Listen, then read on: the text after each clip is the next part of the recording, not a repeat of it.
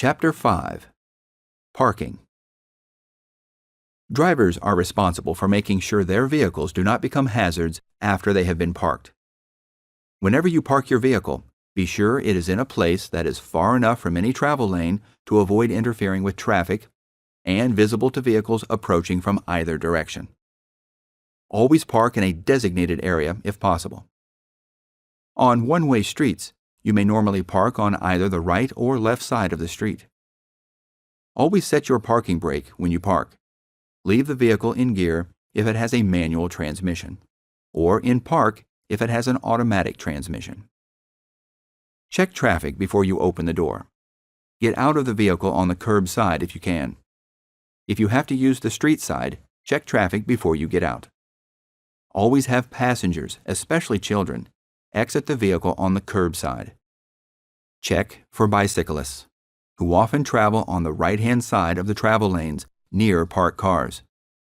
Shut the door as soon as you can after getting out. Never leave the keys in a parked vehicle. Lock the doors whenever you leave your vehicle if it will be out of your sight at any time. If you must park on a roadway, park your vehicle as far away from traffic as possible.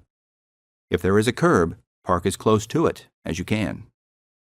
When you park on a hill, turn your wheels sharply toward the side of the road.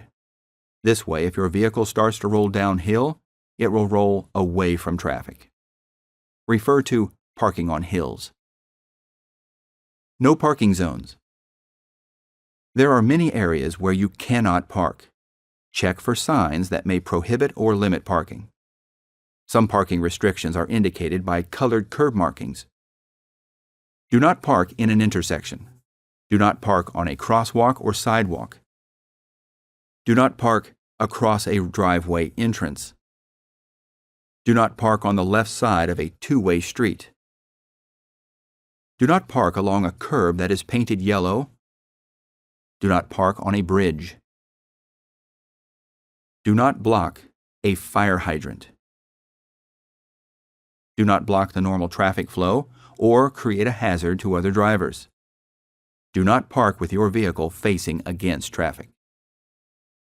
When can you park in handicapped parking spaces? Handicapped parking spaces may only be used when the vehicle displays a handicapped person placard or license plates, and a physically handicapped person is the occupant of the motor vehicle at the time of parking, or a physically handicapped person is being dropped off or picked up.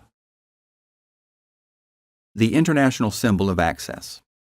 This symbol marks spaces for vehicles operated by or used to transport people with handicaps. Violators, when convicted, shall be punished by a fine of no less than $50 and no more than $300. The sign portrays a seated stick figure atop a semicircle.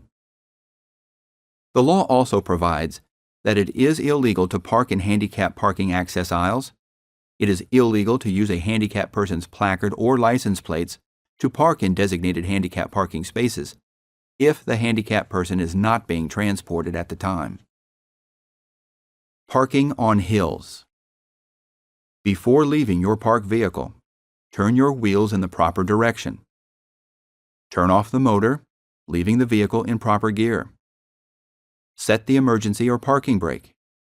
Remove the keys from the ignition. Check your rearview mirror for traffic before stepping out, and lock it and pocket the keys. Before you drive away from any parking space, be sure to check for traffic and signal.